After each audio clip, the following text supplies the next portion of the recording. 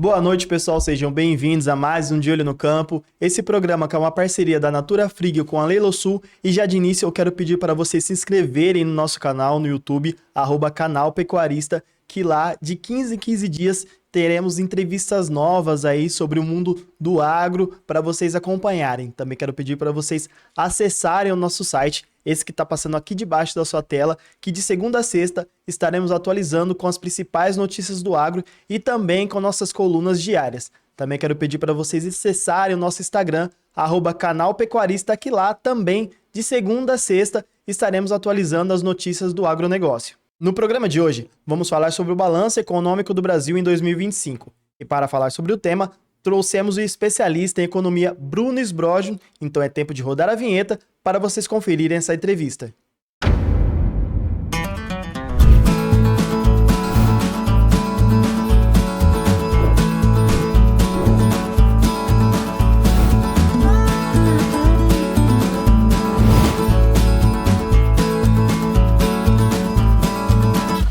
De Olho no Campo. Oferecimento Natura Frigio. Pessoal, estamos de volta aqui com o Bruno. Boa noite, Bruno. Seja bem-vindo ao nosso programa. Boa noite, Luciano. É um grande prazer estar aqui de volta. Vamos falar um pouco sobre o balanço econômico do Brasil de 2025? Vamos ver aí o que aconteceu nesse ano, fazer uma retrospectiva aqui. Legal. Bruno, quais foram os fatores decisivos para o desempenho econômico global de 2025 em meio a juros elevados e tensões comerciais?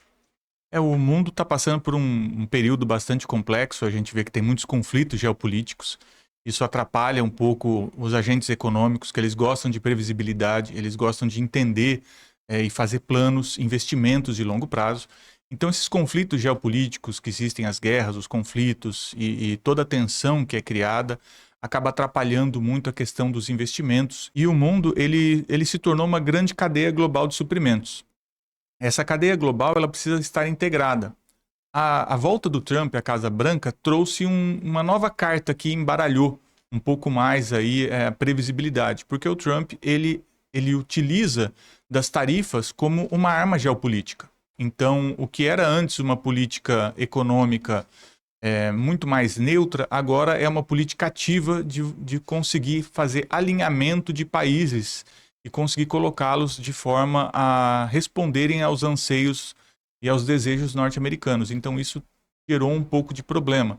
E o mundo ele tem um problema também, como o Brasil, do endividamento público. Então, os países estão com suas dívidas bastante elevadas. O nível da dívida pública média está muito alto e o Brasil também participa desse problema.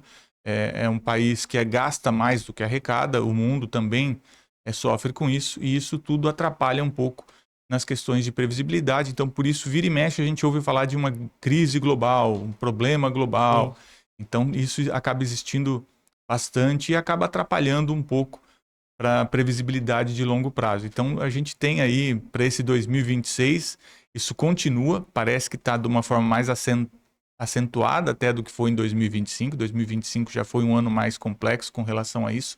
E 2026 já começou também mostrando aí, com a derrubada de Maduro na Venezuela, com as revoluções populares no Irã, e o caldeirão está realmente fervendo. Então, a previsibilidade é algo que é muito, muito mais complexo no meio desse tema, porque a geopolítica está impactando cada vez mais os investimentos globais, e isso acaba trazendo algum problema. Mas, olhando para as questões de taxa de juros e investimentos, a gente tem uma fuga de investimentos dos países mais emergentes. Então, os países emergentes eles sofrem muito com isso. Os Estados Unidos está querendo atrair muito desses investimentos de volta para si, mas os Estados Unidos também quer diminuir a sua taxa de juros, e isso tira a atratividade da taxa de juros. Então, a gente tem sinais aí bastante ambíguos, e isso também causa um pouquinho mais de problema com relação à previsibilidade de longo prazo. Excelente. E o cenário internacional de 2025 indicou uma retomada sustentável ou apenas um crescimento pontual? 2025, como eu falei, foi um ano um tanto quanto complexo, mas ele mostra que a economia ela se manteve num patamar de crescimento por volta de 3% no mundo, e o Brasil ele tenta se inserir num nível de PIB que cresça mais ou menos nessa faixa, mas é difícil porque o Brasil ele vem crescendo muito com base no gasto estatal. Então, é déficit público. O Brasil não tem sustentabilidade para conseguir manter esses níveis de investimento estatal sem aumentar em níveis muito perigosos a dívida pública. Então, isso acaba atrapalhando um pouco o Brasil de se manter nisso. Mas, de maneira geral, a China tem dado sinais que o crescimento dela não vai ser mais tão robusto, e é algo problemático, porque a China, durante muito tempo, foi locomotiva para crescimento. Os Estados Unidos está querendo reafirmar sua posição de grande economia, então eles ainda são a maior economia, isso é indiscutível. Discutível. Mas a China, ela surgiu como um desafiante a essa posição. E os Estados Unidos e a China entraram em rota de conflito mesmo, né? Então o governo norte-americano, ele age de forma a querer trazer de volta para si os investimentos que eram americanos e que foram para a China. Então, muitos dos produtos que são americanos, de empresas norte-americanas vendidas dentro dos Estados Unidos, são made in China. E os Estados Unidos querem trazer de volta essas indústrias para dentro dos Estados Unidos, porque foi percebido que no momento de crise, no momento de guerra, de conflito, o país que tem as indústrias acaba segurando a produção para si. Foi algo que a pandemia deixou muito evidente, porque naquele contexto de pandemia, de fechamento, de lockdown, os países que tinham as indústrias acabavam pegando a produção para si, e só depois de terem satisfeito a sua demanda interna é que eles iam pensar em mandar essa produção para outros países. Eles simplesmente confiscavam essa produção, falavam, primeiro eu vou resolver o meu problema, depois você exporta de novo para outros países. Então, ter essas indústrias de volta dentro dos países acabou se tornando aí um ativo importante e estratégico nesse sentido. Então, acendeu o alerta no mundo ocidental de que toda aquela cadeia industrial de produção que foi colocada lá na Ásia estava fazendo falta no Ocidente. Bruno, como as decisões econômicas das grandes potências influenciaram os mercados emergentes ao longo do ano? Os mercados emergentes, eles ainda são muito dependentes dos investimentos que vêm dos países de primeiro mundo. Então, os países de primeiro mundo ainda conseguem, eles ainda têm esse fluxo. Embora os países emergentes eles tenham se reunido ali em volta dos BRICS para tentar fazer uma contrapartida, então esses países eles tentam se organizar, os BRICS eles têm, um bloco que está buscando aumentar de tamanho, então já entrou outros países como Irã, enfim, outros países estão entrando também dentro dos BRICS para tentar exatamente mitigar esse problema, porque a grande dependência desses países vem por esses fluxos de investimento, e a China está querendo fazer isso exatamente para ela se colocar como o grande país que vai ajudar e vai trazer uma frente antagônica aos países consolidados do bloco da OCDE, os países desenvolvidos. Então, essa é a disputa que existe agora. E os países de primeiro mundo, eles têm realmente o capital necessário para fazer os investimentos, e eles ainda acabam impactando muito para o desenvolvimento dos países. Um país como o Brasil, por exemplo, se ele consegue receber bons investimentos, ele consegue se desenvolver muito mais. Isso acaba impactando no crescimento de longo prazo. Então, nós precisamos ser atraentes para esses investimentos de longo prazo, mostrando aí previsibilidade, mostrando um nível de maturidade econômica, jurídica, e inclusive melhorando a nossa estrutura para receber esses investimentos da parte tributária, da parte burocrática, para que isso seja mais sustentável e seja mais atrativo para esse capital vir. Nós somos um país que é muito grande, mas a gente precisa de mais investimentos, especialmente em infraestrutura. A gente ainda tem um problema de competitividade nesse lado. Precisamos atrair mais investimentos. Então, o investimento de primeiro mundo, desses países ricos, ainda é um investimento muito importante, não só para o Brasil, como para qualquer país em desenvolvimento. Excelente. De que forma as mudanças na taxação internacional impactaram a competitividade entre países em 2025? A taxação foi uma mudança da postura de política do governo americano, né? Principalmente aí dessa gestão Donald Trump. Ele resolveu usar a taxação como uma maneira de realinhar países entre aliados e e países não alinhados com eles. Então, essa arma de usar a taxação como uma maneira de trazer os países para sua órbita acabou sendo muito usada, e isso acaba gerando um certo descontentamento, porque aliados históricos dos Estados Unidos acabaram sendo prejudicados com isso, e geram uma certa tensão entre os países. Então, países que tinham um bom relacionamento com os Estados Unidos se viram, de certa forma, atraídos. Então, o governo americano está dando sinais contraditórios o tempo todo. Então, grandes aliados agora se sentem ali numa posição desconfortável. Será que os Estados Unidos vai manter essa postura aliada? Será que a gente vai perder o mercado norte-americano? Porque como o mercado americano ele é o maior mercado consumidor do mundo, muitas das empresas de diversos países do mundo têm o mercado americano como o seu grande trunfo. Então, empresas da União Europeia miram os Estados Unidos como mercado consumidor e, de repente, a União Europeia, um grande aliado de longa data dos Estados Unidos, acaba entrando em taxação. O Japão, como aconteceu também, tendo que fazer negociações com os Estados Unidos por conta de taxação. E aí, outros que estão na mira já como adversários, como no caso da China, onde a taxação também é usada como maneira de tentar fazer com que exista uma barganha muito mais do lado geopolítico do que do lado econômico propriamente dito, mas tem repercussões econômicas, né? Então, essa repercussão econômica do problema geopolítico traz uma imprevisibilidade com relação ao que vai ser da economia, porque a economia fica muito mais atrelada ao bom humor de relacionamento entre governos.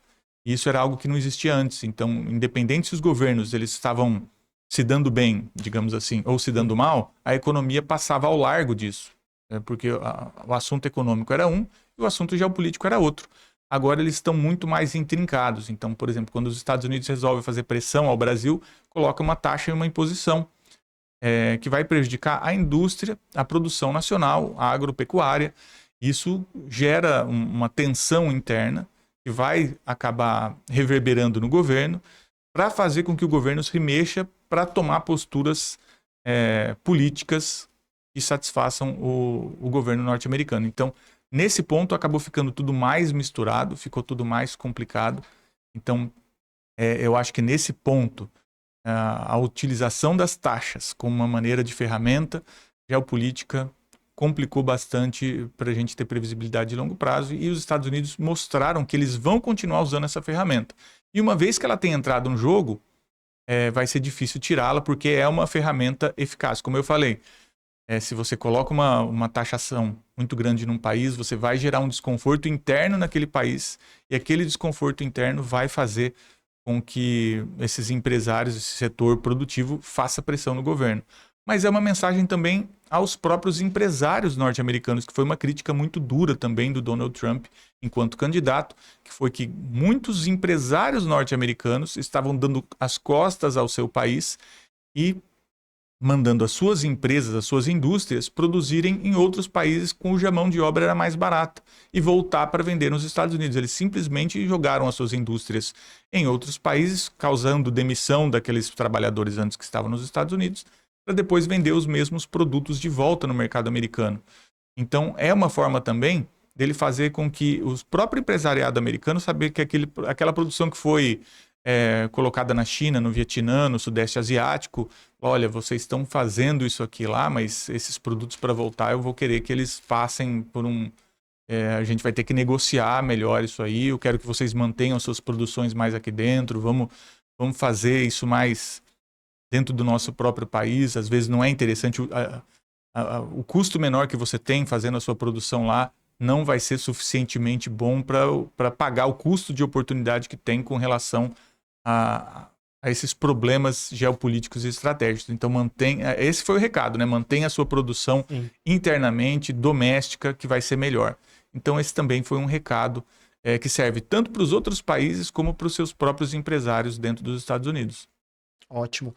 E a reforma tributária brasileira já trouxe efeitos práticos para as empresas e exportadores? A gente ainda está no começo, está numa fase de transição. É uma reforma bastante ambiciosa e a gente tem um período longo de adaptação, mas as empresas elas trabalham com base na previsibilidade, então elas fazem estratégias de longo prazo, de investimentos de longo prazo. Então elas já estão mirando aí esse futuro com a reforma tributária já plenamente colocada. Então, algumas questões, por exemplo, com algumas isenções de exportação e etc., já estão fazendo com que as empresas se mexam. Agora, tem alguns problemas também. Tem a parte boa e tem a parte não tão boa. Por exemplo, a simplificação ela é muito bem-vinda, porque diminui o famoso custo Brasil, que é um grande problema que a gente tem aí de mais de 1.500 horas sendo trabalhadas aí só para fazer ajustes contábeis, né? E essa simplificação melhora isso. Mas a gente vai ter o IVA mais caro do mundo também. Então, é necessário a gente calibrar o que vai acontecer. Então, pode ser que o setor de serviços acabe sendo mais prejudicado, enquanto a indústria acaba sendo melhor contemplada dentro dessa reforma. Isso tudo a gente vai percebendo no decorrer do processo, como que essa adaptação vai se dar.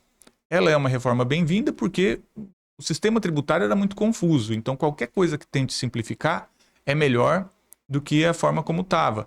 Mas alguns tributaristas aí da área já têm falado que ela não simplificou tanto quanto eles gostariam. Então talvez aí, dentro desse próprio processo de adaptação e de implementação, possa ser feito aí algumas outras medidas para tentar simplificar ainda mais e talvez calibrar um pouco melhor aí esse IVA que vem bem salgado e pode atrapalhar alguns setores em detrimento de outros. Então aí é realmente a gente perceber que o Brasil ficou mais atrativo para o capital internacional, que olha para o Brasil como um grande problema complexo nessa parte tributária. Então, problemas tributários são difíceis com relação ao Brasil, exatamente pela complexidade. Isso melhora a atratividade de capital, mas a gente ainda tem ali alguns pontinhos a ajustar. Mas, no geral, é uma reforma bem-vinda para auxiliar exatamente nessa questão de complexidade. E ótimo. E falando sobre o governo Trump e o comércio internacional, quais foram os principais impactos da política tarifária do governo Trump e do comércio global? A gente percebe que com a introdução dessas tarifas, dessa taxação, ficou muito mais complexo porque o mercado americano é um grande mercado consumidor. E de repente você tem indústrias que são focadas no mercado americano. Isso tem no Brasil, isso tem em outros países. E de repente você recebe uma taxação muito grande, você tem que redirecionar aquela produção. As empresas elas trabalham com uma demanda estimada. Então você tem uma demanda de 10, histórica de 10, você faz planos para aumentar ela para 11, para 12. Então você já faz aquela produção para tentar produzir pelo menos aquele tanto que você está acostumado historicamente. De repente, o teu principal mercado some. Então você tem que redirecionar essa produção para algum lugar. E nem sempre outros lugares estão dispostos a pagar tanto quanto o mercado americano, que é um mercado que tem muito poder de compra. É um mercado que gasta bastante, que compra bastante, consome muito. O mercado consumidor americano é uma potência por causa disso. Então, gera esse mal-estar nesse sentido. Então, muitas dessas empresas que têm o mercado americano como seu destino, acabam pensando como é que elas podem fazer para mitigar esse problema da imprevisibilidade. Será que eu vou conseguir ter entrada no mercado norte-americano? Será que essas tarifas vão ser mantidas? Por quanto tempo? Qual que vai ser o impacto se eu não conseguir entrar de volta no mercado americano? Eu vou ter que desviar para onde que eu vou mandar essa produção excedente? Como que ficam os meus investimentos previstos para os próximos anos, visto que agora eu não tenho mais a mesma entrada no mercado norte-americano? E alguns pontos do próprio mercado americano acabou ficando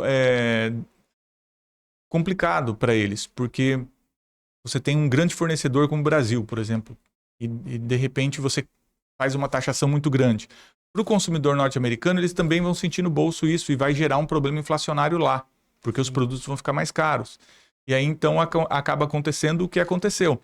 Alguns produtos já saíram das tarifas, já diminuiu a taxação, exatamente porque estava gerando um problema interno nos Estados Unidos. Então, tem todo esse ponto. Mas não é só os Estados Unidos que faz isso. Por exemplo, a gente teve o problema agora com relação à China. A China aplicou uma taxa de 55%, se não me engano, na carne brasileira. A gente muito pouco falou a respeito dessa taxação que a China fez, mas é uma taxação muito, muito, muito forte também e complexa para o produtor de carne brasileiro, de proteína animal brasileiro, exatamente porque o mercado chinês também é um mercado que não compra tanto quanto per capita os Estados Unidos, porque a potência de consumo deles é muito grande, mas em número de população, pela quantidade de população, eles acabam se tornando até mais relevantes para o Brasil. Então, o Brasil que tem essa proximidade muito grande com a China, o governo brasileiro e o governo chinês, eles têm estreitado relações. Então, de repente, o governo chinês, que é, em tese, um aliado do governo brasileiro, fazer isso com a carne brasileira, também passa um sinal de que não existe amigo nesse campo econômico, existem os interesses nacionais. E o Brasil deveria se posicionar melhor com relação a isso.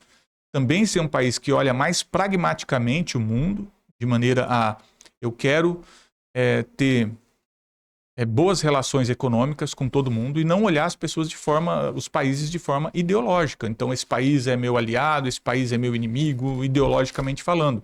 Usar um pouco mais do pragmatismo. A gente precisa ter...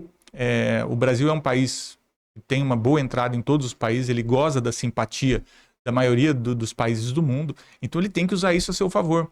Não como para fazer um alinhamento ideológico, um alinhamento que foque num determinado tipo de ideologia, mas que a gente consiga ter bons relacionamentos com todos os países do mundo, exatamente porque somos um grande produtor, principalmente na agropecuária, e a gente conseguir fazer, então, ter um domínio desse mercado. Somos grandes produtores, a gente consegue produzir muito bem e a gente tem que se relacionar também muito bem, porque como grandes produtores, se outros países consumidores como China, como os Estados Unidos, começarem a ficar imprevisíveis com relação à sua política tarifária, a gente precisa ter um bom relacionamento para poder, como eu falei, tentar direcionar essa produção do excedente para algum lugar. Embora o Brasil é um produtor tão expressivo que é muito difícil imaginar que algum outro país que seja um grande demandador, um grande consumidor, como o caso da China, simplesmente possa rifar o Brasil enquanto fornecedor. Isso muito dificilmente acontece, mas é sempre bom o Brasil ter um bom trânsito com relação a isso e usar os relacionamentos de forma mais pragmática. Excelente. E Bruno, como as medidas protecionistas dos Estados Unidos afetaram diretamente as exportações brasileiras? Os Estados Unidos, quando eles adotam essa postura mais protecionista, eles mandam uma mensagem para os países que têm os Estados Unidos como grande alvo de mercado consumidor, de que agora talvez não se tenha essa previsibilidade tão grande. Então, empresas que olham para os Estados Unidos como seu principal mercado, já começam a buscar alternativas. Alternativas talvez no mercado interno brasileiro, como falando aqui do Brasil. Então, buscar o mercado interno e depois outros países. Então a gente tem aí outras soluções que podem ser possíveis. Por exemplo, a gente teve acordo agora com a União Europeia, pode ser uma alternativa. Então redirecionar a produção é uma alternativa. Mas tem que ver como os próprios Estados Unidos vão se comportar no longo prazo. Porque essas medidas, pelo que eu tenho percebido, elas têm ficado muito mais medidas de curto prazo. Então os Estados Unidos colocam uma taxa, e essa taxa pode ser retirada sem aviso prévio. Então, da mesma maneira que ele colocou uma taxa sem avisar ninguém, ele tira essa taxa sem avisar ninguém. A falta da previsibilidade para uma empresa é muito complicado, porque as empresas elas fazem sua engenharia financeira. Elas têm uma previsibilidade de investimentos para saber se elas vão aumentar a produção, se elas diminuem a produção, se elas fazem contratação, se elas modernizam o equipamento ou não. Tudo isso é muito bem pensado. E para uma empresa que precisa de fazer isso e ainda olha para o mercado americano como principal mercado e tendo essa imprevisibilidade da postura do governo americano, fica mais difícil dela fazer esses planos. Ela precisaria ter uma previsibilidade um pouco maior. Então, a busca de novos mercados acaba sendo uma alternativa. Agora, qual é o grande problema? Qual mercado no mundo consegue comprar como o mercado americano consegue, né, com a mesma, pagando o que o mercado americano paga e consumindo o mesmo volume que o mercado americano consome? Esse aqui é o grande ponto. Excelente. E você acha que o tarifaço acabou acelerando a busca do Brasil por mercados e parcerias comerciais? Esse é um grande ponto, porque a gente viu agora a parceria e o acordo União Europeia-Mercosul, que era um grande acordo, já vinha sendo costurado há uns 20 anos. Era um grande problema, porque ora faltava uma coisa, ora faltava outra, então ficava um debate muito grande. E finalmente saiu do papel. Então eu acho que tanto para a União Europeia como para o Mercosul, para o Brasil, enfim, para os participantes desse acordo, O fato dos Estados Unidos estar numa posição muito mais difícil de prever acelerou também a que esses blocos conseguissem chegar a um acordo. Porque isso vai ajudar eles a ter essa questão de previsibilidade também. Você tem um acordo, você tem dois grandes blocos que vão conversar entre si, e aí você foge um pouco dessa instabilidade de ser fornecedor ao mercado americano, quando o mercado americano se torna muito mais imprevisível. Então eu acredito que sim, e soluções bilaterais agora tomaram uma nova proporção para a economia, porque os países agora eles querem também buscar, de uma maneira um pouco mais célere, solucionar esses problemas que essa imprevisibilidade geopolítica trouxe. Então, conversar com países fica muito mais interessante com acordos entre dois países exatamente para conseguir mitigar um pouco desse problema com relação ao mercado americano. Então, se de um lado a gente tem o mercado americano pressionando, usando o seu mercado consumidor como moeda de troca geopolítica, a gente tem os outros países respondendo a esse fato, tentando melhorar a sua relação entre si, exatamente para diminuir essa dependência. Excelente. E com essa busca por novos mercados devido o mercado americano ser muito forte no fator de compra, qual a importância dessa assinatura do acordo do Mercosul para a economia brasileira? A gente tem aí um bloco fantástico, que são o Mercosul, um grande produtor de commodities agrícolas, commodities minerais. A gente tem Argentina, Brasil, são dois grandes países com relação a isso. Tem o bloco da União Europeia, enorme, muito mercado consumidor, muito mercado, um grande potencial. É um mercado mais complexo porque ele é mais fragmentado, existem inúmeras culturas dentro da União Europeia e ali existem alguns pontos de tensão. Então a União Europeia ela olha com muita desconfiança para nós aqui, para o Mercosul. Principalmente a sua parte ligada à agropecuária europeia, porque eles têm um medo muito grande, porque o nível de custo deles para produzir na Europa é muito maior do que o nosso para produzir aqui. O Brasil é um país abençoado, né? Ele consegue ter 3 safras no ano, dependendo da localização, enfim. E a Europa tem um nível de custos muito mais alto, não tem a mesma disponibilidade de terras que nós temos, então o clima também é mais complexo para conseguir atingir o mesmo nível de produtividade na demanda que eles têm. Então os agricultores de lá, eles olham para o Brasil e para a Argentina, enfim, para o Mercosul com essa desconfiança. Olha, se a gente abrir o mercado para eles, a gente quebra aqui. E é exatamente esses os pontos de tensão. Mas isso agora, ele certamente vai, dentro desse acordo, dentro da própria União Europeia, eles devem ter pensado em alguma forma de mitigar esse problema interno deles. E para os países da América do Mercosul nosso, é bastante interessante porque a gente acaba tendo entrada num mercado que é muito interessante e que abre as portas finalmente para um mercado aí de milhões de pessoas. E também é uma alternativa muito interessante porque a Europa também é um mercado com grande poder de compra. Excelente. Bruno, além do agro que você já comentou, quais os setores do Brasil devem ser os mais beneficiados com esse acordo, especialmente na indústria? Na indústria foi um acordo bem vantajoso, tem tarifa zero já em vigência imediata para vários setores diferentes. Então a gente tem desde a indústria aeronáutica, uma indústria muito, muito complexa da indústria de aviões, a parte de automóveis, equipamentos elétricos, indústria de autopeças. Então a gente vê que é uma gama de empresas, de indústrias que são bastante importantes, porque são indústrias de cadeia longa. E essas cadeias longas, então, elas têm um impacto que ela se dissemina de forma muito grande. Então, para você produzir um avião, para você ter a indústria de autopeças, para você ter a indústria mesmo da parte de geradores elétricos, enfim, você tem uma gama muito grande de peças que são usadas, um hub muito grande de indústrias. Isso acaba sendo bastante, bastante bom para a indústria brasileira, que acaba tendo um mercado muito interessante na Europa, e aí consegue ter essa entrada melhor, consegue ter uma redução de custos, e isso acaba ajudando bastante na competitividade desses produtos. Excelente. Agora mudando de assunto, falando sobre o PIB brasileiro, O crescimento do PIB em 2025, ele superou ou ficou dentro das projeções iniciais? A gente tinha uma projeção de um crescimento que seria um pouquinho melhor do que acabou sendo, mas o Brasil passa por uma situação muito complexa, porque o crescimento brasileiro ele está muito atrelado a gastos do governo. Isso é um problema, porque esse gasto gera dívida, porque o governo está em déficit, então o governo ele gasta muito. Ele, apesar de ele estar arrecadando muito, a gente está falando de um governo que está arrecadando recordes de arrecadação, a gente vê que é frequente os aumentos de impostos, tributos, taxas, enfim, o governo vem aumentando a arrecadação por meio disso, mas ele continua gastando mais do que ele arrecada, e isso gera dívida.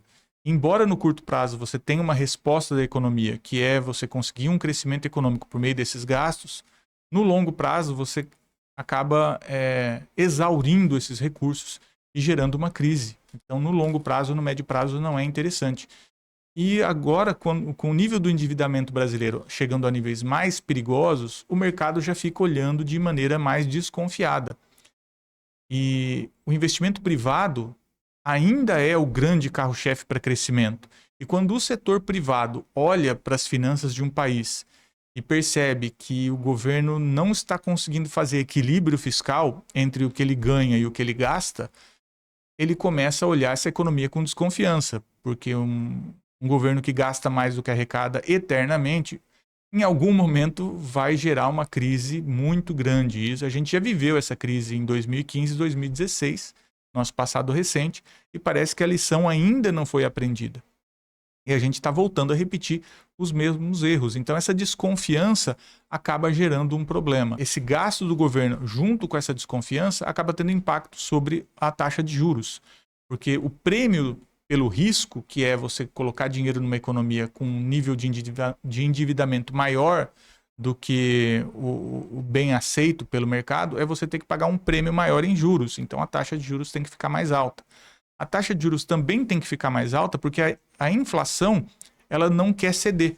E ela não quer ceder exatamente porque o governo vem gastando muito e esse excesso de gastos, esse excesso de dinheiro que ele joga no sistema pressiona a inflação em níveis mais altos.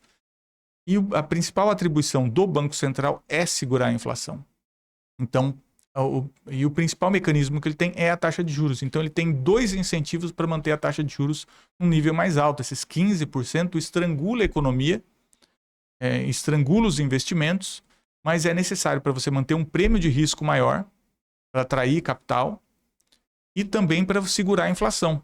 Então acaba tendo uma função dupla ali. E por isso mesmo que também fica mais difícil a gente pensar numa queda de taxa de juros enquanto o governo não conseguir melhorar esse nível de gastos, pelo menos equalizar um pouco melhor entre receitas e despesas, pelo menos para ficar no 0 a 0. A gente tem o governo brasileiro desde 2014 não sabe o que é fazer superávites de maneira sustentável. A gente não consegue, o governo sempre vem gastando mais do que arrecada.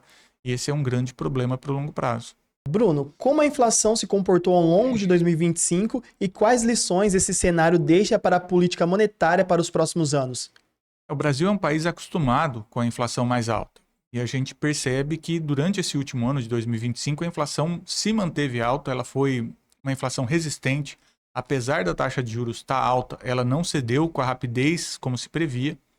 Muito porque a gente tem também um cenário de muito gasto de governo que pressiona a inflação.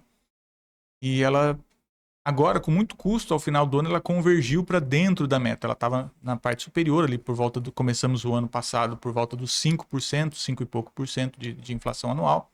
E agora que a gente está dentro da faixa limite dos 4,5%, mas muito próximo a esse limite. E qualquer soluço que a gente tenha na taxa de câmbio, um aumento, uma pressão no dólar, por exemplo, algum problema geopolítico que faça o dólar estressar um pouco mais, um conflito que faça o nível do petróleo, o preço do petróleo aumentar um pouco mais, já pressiona novamente a inflação e a nossa inflação já corre risco novamente. E parece que o governo, de uma certa forma, se acomodou com a inflação na banda superior da meta de inflação. A meta de inflação do Banco Central é dado como 3%, com 1,5% de tolerância para cima e 1,5% de tolerância para baixo. Então, 4,5% seria a tolerância no nível na banda superior. É uma inflação alta, não é uma inflação baixa. 4,5% ao ano, significa que a gente tem a corrosão do nosso poder de compra continua. Então esse dinheiro vai sendo corroído, ele vai sendo diluído no decorrer do tempo. Isso é bastante complicado. E a lição que fica é exatamente para que o governo faça também a sua lição de casa, no sentido de precisamos pelo menos igualar receitas e despesas. A gente precisa de ter um fiscal em ordem, um fiscal que ajude, para que a gente possa diminuir novamente a taxa de juros e fazer com que a economia volte a melhorar o seu fluxo.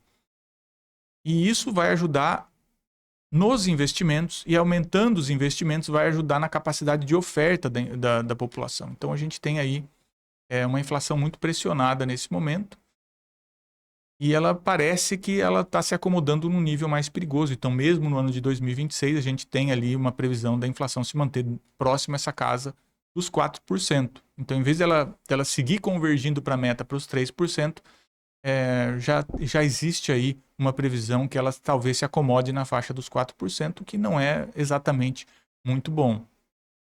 Excelente. E o mercado de trabalho brasileiro apresentou baixos níveis de desemprego em 2025. De que forma isso impactou o consumo das famílias e a atividade econômica? A gente percebeu ali que tivemos uma taxa de desemprego mais baixa, né? Ela veio caindo. Isso é bastante bom, não só a taxa de desemprego, como também a população ocupada. Então temos aí recordes muitas vezes de carteira assinada dentro da CLT, temos também a população ocupada. Então isso ajudou a melhorar a renda das famílias. As famílias, mais pessoas trabalhando, são mais pessoas recebendo dinheiro, é mais salário que entra, é mais recursos que entra, é mais renda para essas famílias. Isso ajuda no consumo. Então o consumo interno ele tá bastante forte, ele vem um consumo aquecido. E isso é bom, mas também é ruim, porque o consumo aquecido ele ajuda a manter a inflação em níveis mais altos. Se a gente somar isso aos gastos que o governo faz acima do que ele arrecada, isso ajuda a pressionar também a demanda. Uma demanda muito mais alta do que a oferta, é aí que você tem o problema da inflação. É o descompasso entre oferta e demanda. E do lado da oferta, a gente tem poucos investimentos, porque a taxa de juros está muito alta. Então, uma taxa de juros muito alta acaba inibindo os investimentos que ajudariam a oferta a melhorar seu nível, a crescer o seu nível de oferta para acompanhar a demanda. A oferta está em compasso de espera e a demanda está bastante interessante por conta desse momento onde temos muito da população ocupada, com um bom nível de renda, e também o governo gastando bastante. Então temos uma pressão de demanda bastante interessante. Isso ajuda para que a gente tenha esse mercado consumidor, mas também atrapalha quando começa a pressionar o custo das empresas nas contratações. Então as empresas já estão com problemas para contratar pessoal. E o nível de salários oferecido muitas vezes não é interessante para que as pessoas se disponham a trabalhar naquele setor. Então, muitas vezes eu já cansei de ouvir assim, por esse salário eu não vou trabalhar lá, eu não quero aceitar esse tipo de emprego, eu não vou perder, muitas vezes, empregos aí que exigem trabalhar de final de semana, num feriado, coisa assim. Por esse salário eu não quero. Então, os salários se veem obrigados a aumentar, para ser mais atrativos, para compensar, para fazer com que as pessoas queiram entrar nesse serviço. Isso vai pressionando o custo das empresas. Então, o custo das empresas vem pressionado nesse sentido, esse aumento de salário que eles se veem obrigados a pagar. Só que a gente tem muito imposto em cima de folha salarial. Então, o salário que o trabalhador recebe não é só isso que ele custa para a empresa. Geralmente, ele custa muito mais do que isso para a empresa. E a gente ainda tem o problema do aumento dos impostos e taxas e demais coisas que o governo vem fazendo nos últimos anos, que vem pressionando também os custos internos das empresas. Então, outros tipos de aumento de impostos, desde IOF e outras reduções ali tributárias que foram retiradas no período, tudo isso também ajudou a pressionar o custo das empresas. Então temos muitas empresas que vêm com seus custos pressionados. Isso gerou um fenômeno do número recorde de empresas que pediram recuperação judicial no ano de 2024, com recorde novamente batido em 2025. Então a gente tem um período econômico em que nós temos uma boa notícia que é essa população ocupada em nível recorde, e a gente também tem o lado das empresas com um nível recorde de recuperação judicial. Então, os sinais econômicos do atual momento, eles são bastante ambíguos nesse sentido. Se por um lado a gente tem boas notícias, por outro lado a gente tem notícias preocupantes. Da mesma maneira que a gente tem muitas famílias com melhor nível de renda, a gente também tem o recorde, segundo se não me engano, foi o Serasa, e fez um relatório que a gente está com um nível de famílias inadimplentes recorde também na faixa dos 30%, que são famílias que não conseguem mais pagar suas dívidas e aí ficam inadimplentes. Isso também é bastante complicado. Então, se de um lado existe a renda, do outro lado existe um comprometimento de renda, o aumento desse custo de vida chegou, a inflação impactou dessa forma, e aí aquelas dívidas que foram adquiridas, muitas delas não estão conseguindo ser pagas. E aí 30% das famílias já caiu nesse problema da inadimplência. Então, é um cenário econômico bastante ambíguo, mas, de fato, temos que ficar de olho atento, de olho aberto, porque com esses sinais, com esses duplos sinais, realmente a gente está pisando aí num gelo fino. Ao mesmo tempo que a gente tem boas notícias, a gente tem notícias para deixar a gente de ouvido mais em pé, de sentidos mais atentos. Ótimo. E quais foram os principais efeitos dos juros elevados sobre crédito, investimentos e indústria ao longo de 2025? A gente teve o grande problema da taxa de juros mais elevada é exatamente você ter a diminuição do crédito. O crédito fica mais caro, né? Então, emprestar dinheiro fica mais caro, para investir fica mais complicado, porque o custo do investimento fica maior, o custo do crédito aumenta. Então, se eu quero investir, eu tenho que tomar o dinheiro emprestado.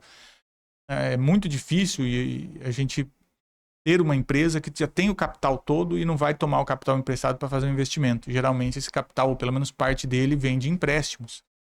Quando essa taxa de juros está mais alta, esse nível de empréstimo está mais caro. Então, a rentabilidade do investimento tem que ser muito boa para justificar eu tomar um empréstimo a uma taxa de juros tão elevada. Eu tenho que ter o retorno, tem que ser, no mínimo, muito maior do que o que eu vou pagar de juros. E aí você começa a ficar muito mais seletivo de quais são os investimentos que ainda são interessantes num cenário de juros altos. Isso acaba atrapalhando a questão do investimento. Acaba travando. E o crédito também fica mais caro. Então a gente estava falando do problema da inadimplência das famílias. Muitos desses problemas de inadimplência é por conta desse crédito mais caro. Então a pessoa vai lá, gasta um pouco a mais no cartão de crédito, de repente não consegue pagar, e aí começa a entrar um problema de entrar em rotativo de cartão, aquilo vira uma bola de neve, porque as taxas de juros estão muito altas. Então todo esse problema acaba gerando uma situação econômica não muito confortável.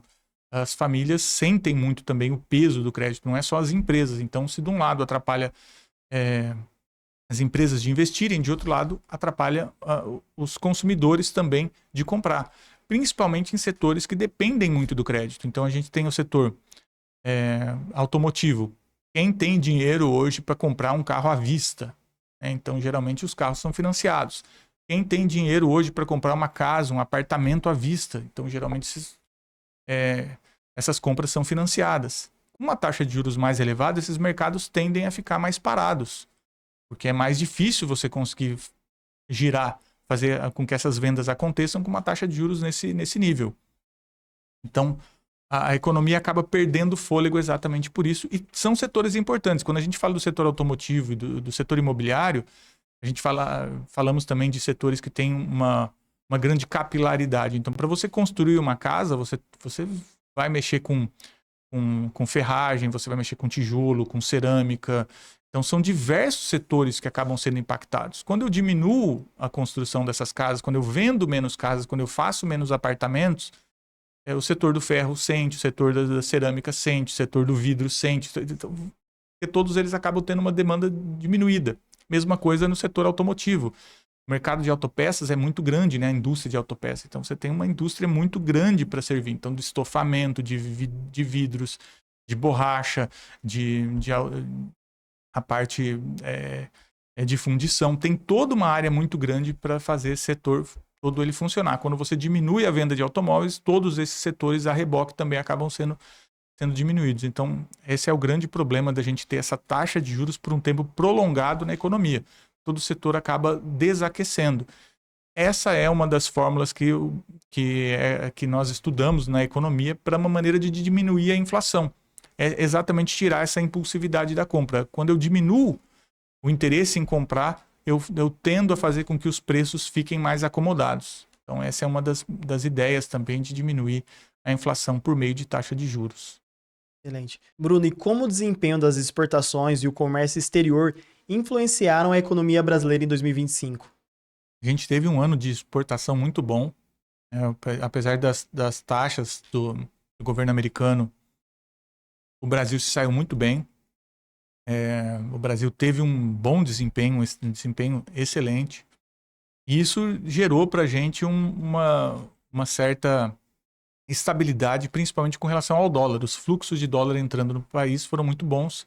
A gente começou o ano de 2025 com uma pressão muito grande no dólar. O dólar chegou a bater R$ 6,20. Isso alimentou muito a inflação naquele período. O dólar caro faz com que o petróleo que a gente compra em dólar também fique mais caro. Isso impactou o preço na bomba de combustível, que impactou o preço do diesel, que impactou o preço do frete. Então, o ano passado a gente começou com um problema de inflação muito maior. Esses fluxos que entraram no decorrer de 2025 tranquilizaram muito mais o dólar na faixa dos 5,40, 5,30, 5,50. O dólar ficou mais comportado. Então foi muito positivo para a gente ter essa resposta. Conseguimos consolidar o mercado. A briga entre Estados Unidos e China fez com que a China olhasse para o Brasil de uma maneira muito mais... Bons olhos. Bons olhos. Ela abriu muito mais o mercado dela, comprou muito mais do Brasil. Isso nos ajudou. Então a briga entre os dois nos serviu nesse sentido. E a gente acabou lucrando com isso. Porém, isso também trouxe uma dependência muito grande do mercado chinês. Agora a gente está muito mais dependente do mercado chinês também. E como eu falei em algumas respostas para trás aí, né? A gente precisa aprender a abrir mercados de maneira mais pragmática, não só como alinhamentos ideológicos. Então, apesar da China ser o grande mercado consumidor para o agronegócio brasileiro, a gente precisa buscar novos mercados.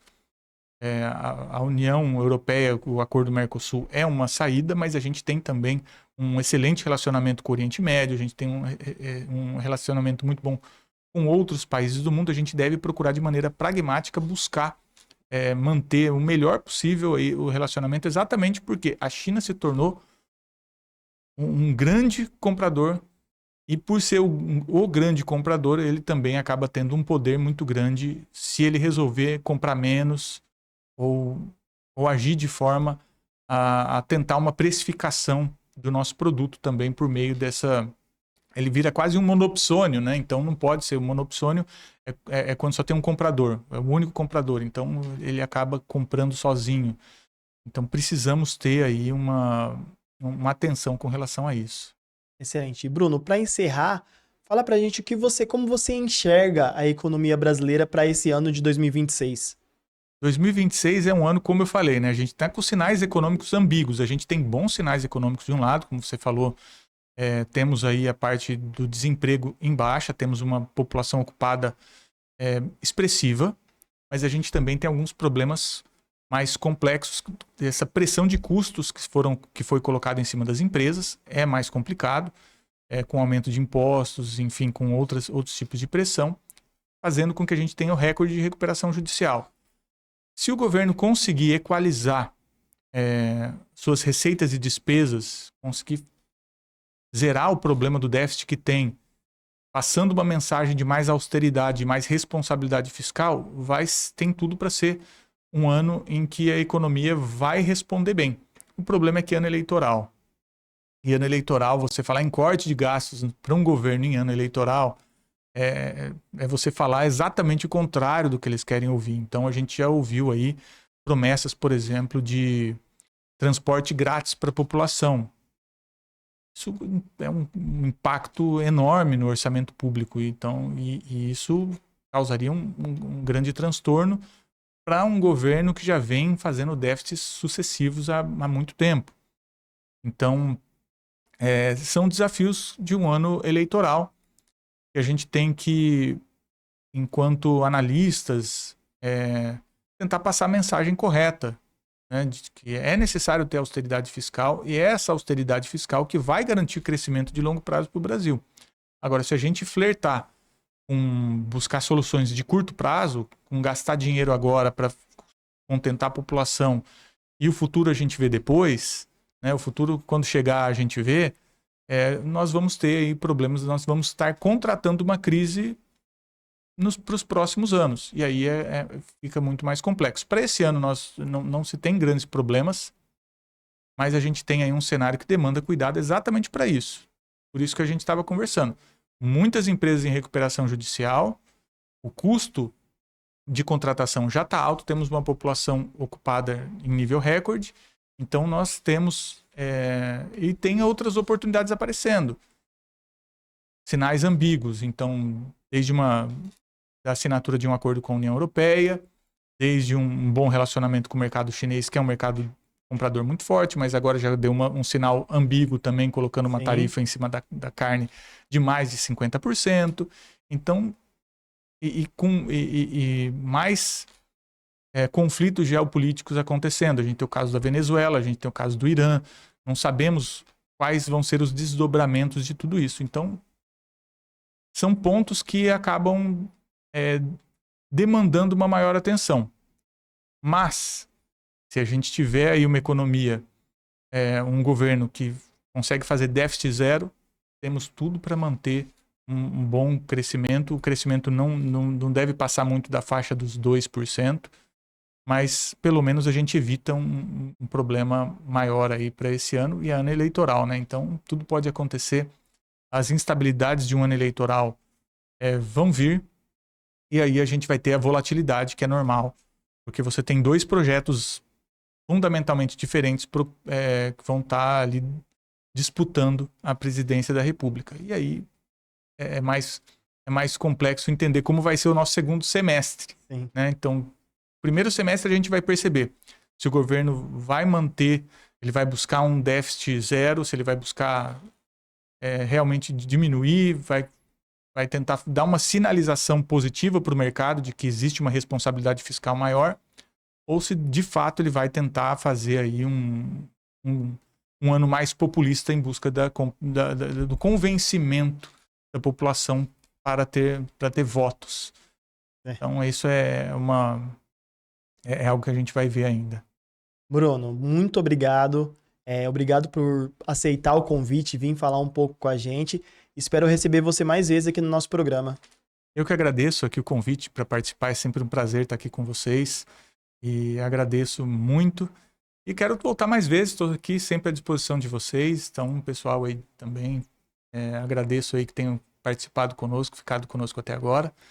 E é isso. Um bom ano para todo mundo. Bom ano para vocês em casa. Bom ano, Luciano. Estamos aí. Obrigado. Não, pode deixar que vamos chamar você mais vezes aqui para falar um pouco com a gente, ensinar um pouco mais sobre economia. Valeu, obrigado. Pessoal, espero que tenham gostado do programa. Até a próxima.